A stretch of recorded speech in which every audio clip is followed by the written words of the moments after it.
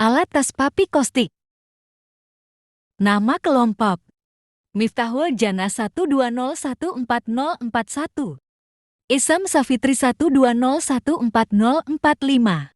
Oke, baiklah. Assalamualaikum warahmatullahi wabarakatuh. Perkenalkan, saya Isam Safitri. Saya akan menjelaskan mengenai sejarah papi kostik.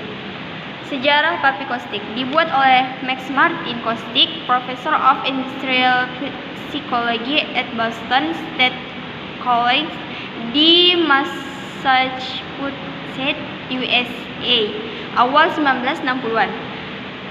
Di Indonesia sendiri diperkenalkan sekitar tahun 1980 dan berkembang dengan cepat. Menjelang akhir 1990-an.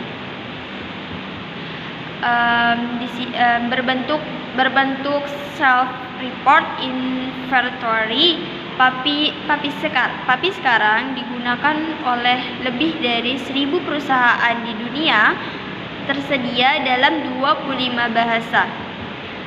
Dapat dikerjakan secara online, CD-ROM, installable, dan traditional paper format. Nah, berikutnya saya akan menjelaskan mengenai tujuan.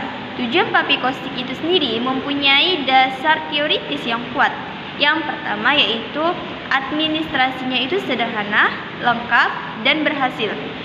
Nah, yang kedua dapat digunakan oleh non-psikologis. Yang ketiga, menghindari penafsiran dan istilah-istilah klinis. Nah, yang keempat, mencangkup aspek kepribadian yang relevan dengan tempat kerja secara lengkap. Yang kelima, menjadi alat utama dalam diskusi dan konseling. Nah, dalam papi kostik itu sendiri mempunyai keunggulan tersendiri. Yang pertama, papi menggunakan forage choice format pada pasangan-pasangan pernyataan yang setara. Sangat sulit untuk melakukan. Yang kedua, sangat sulit untuk melakukan faking atau manipulasi.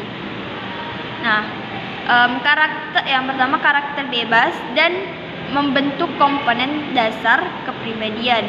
Yang kedua itu item-item pendek ringkas.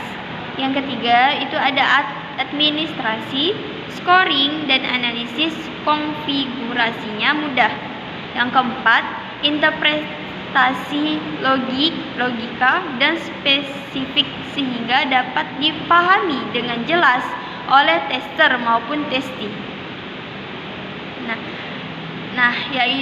Keunggulan yang berikutnya yaitu dapat dimanfaatkan oleh konselor, manajer HRD, interviewer, dan lain-lain, termasuk yang bukan psikolog.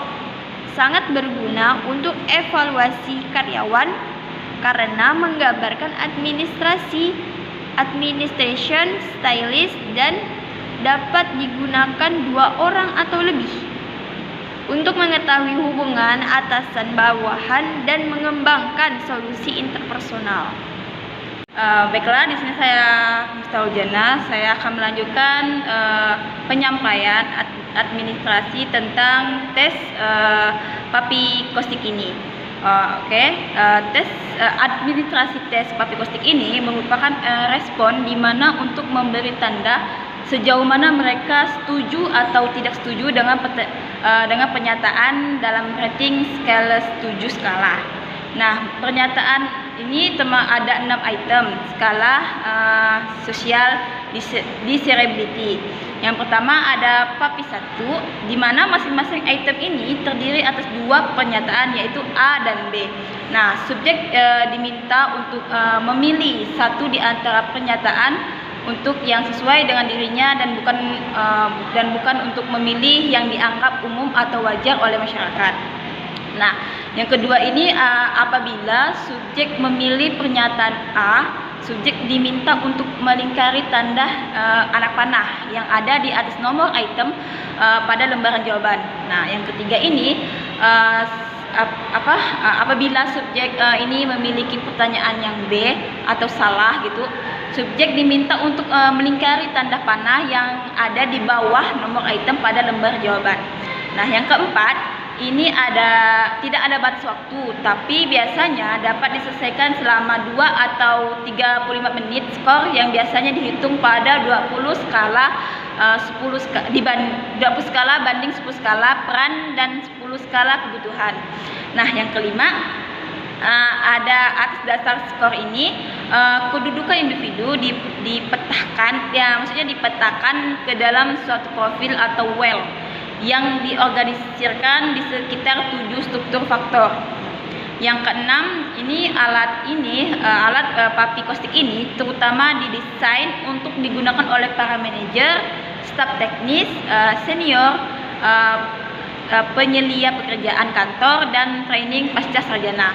Nah, mungkin itu untuk administrasi tesnya. Sedangkan untuk peralatan tesnya itu kita menggunakan pulpen, terus dengan kertas lembar yang telah disediakan, yang disediakan oleh testernya gitu, sama lembar jawaban, buku pertanyaan-pertanyaan yang akan kita Instruksi isi. pada saat melakukan Mungkin tes Papi itu Kostik. yang dapat saya sampaikan. Kurangnya saya minta maaf. Wassalamualaikum warahmatullahi wabarakatuh.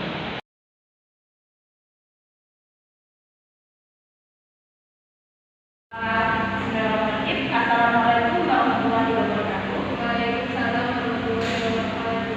Baik, sebelumnya perkenalkan, saya Fauzana, saya mahasiswa dari IAIN Pontianak. Di sini saya akan menjelaskan mengenai alat tes Papi Kostik ini. Sebelumnya di meja saudara semua sudah ada alat tes Papi Kostik ini. Nah, sebelumnya saya akan menjelaskan tujuan dari Papi Kostik ini.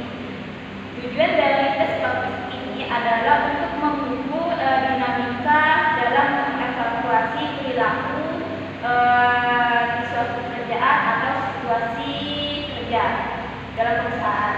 Nah, sebelum mengerjakan alat ini, sebaiknya saudara-saudara semua untuk mengisi data diri atau identitas diri, yaitu nomor sesuai dengan urutan kursinya masing-masing, nama, dan tanggal tes dalam pengerjaan tes psikologi, tes Papi Kostik ini. Nah, sebelumnya saya akan menjelaskan bagaimana cara mengerjakan alat tes Papi Kostik ini. Di meja saudara semua sudah ada buku tentang pernyataan dalam mengerjakan tes ini. Nah, ketika di dalam buku pernyataan itu, saudara-saudara harus memilih salah satu pernyataan yang menurut saudara itu jawaban benar. Silakan saudara semua melihat di lembar jawaban pernyataan itu. Silakan saudara untuk melingkari jawaban atau pernyataan yang Anda. Jika Anda salah menjawab dalam pernyataan tersebut, silakan Anda mencoret atau garis miring seperti ini, dan silakan Anda juga mengisi pernyataan yang menurut saudara-saudara itu benar. Dalam tes Papi Kostik ini tidak ada batas waktu, tetapi saya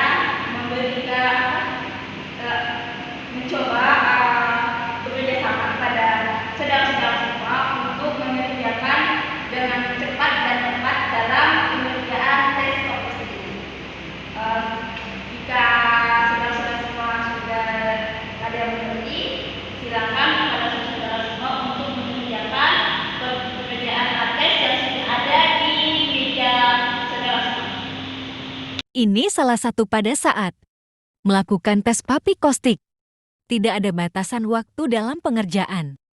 Tetapi pengerjaan tes Papi Kostik ini dilakukan dengan cepat, tepat, dan benar.